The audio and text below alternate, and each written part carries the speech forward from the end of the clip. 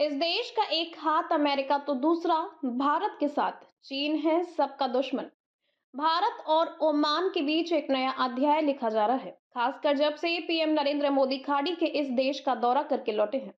दरअसल ओमान को भारत से जोड़ना तर्क संगत है। इस दौरे में व्यापक आर्थिक साझेदारी समझौता एक वास्तविक उपलब्धि है। ओमान अब उन चुनिंदा देशों में से एक है जिनके भारत और अमेरिका दोनों के साथ मुक्त व्यापार समझौते हैं। ये समझौता दोनों ही देशों के लिए फायदेमंद है। ओमान के पास संसाधन, स्थान और औद्योगिक एवं तकनीकी विशेषज्ञता है। वेडनेस वीक टिकट में जानते हैं कहानी। कतर सऊदी के मुकाबले ओमान है बेहतर। फर्स्ट पोस्ट पर छपी एक स्टोरी के अनुसार भारत के पास बड़ा मानव संसाधन है। सलाह और सोहार में मुक्त व्यापार क्षेत्र और दुख्म में विशेष आर्थिक क्षेत्र के विकास के साथ भारतीय निवेश और मानव संसाधन के लिए उपयुक्त अवसर मौजूद है। ओमान की पारंपरिक उदारवादी नीति भी एक सकारात्मक पहलू है। कतर और सऊदी अरब में अक्सर श्रम शिविर कट्टरपंथ के गढ़ बन जाते हैं।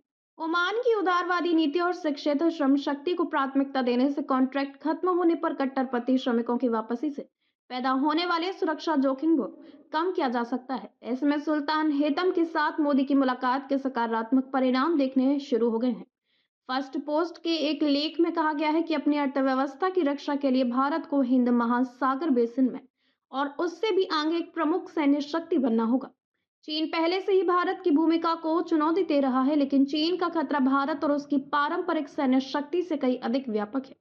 हिंद महासागर के हर तटीय देश को चीनी मछली पकड़ने वाले बड़े से खतरा है। रिपोर्ट के अनुसार सैद्धांतिक रूप से चीनी मछुआरे ओमान के क्षेत्रीय जल और अनन्य आर्कटिक क्षेत्र से बाहर रहते हैं, मगर हकीकत यह है कि वे अक्सर रात में ओमान के जल क्षेत्र और उल्लंघन करते हैं, जहां ओमान सतत मछली पकड़ने को प्राथमिकता देता है।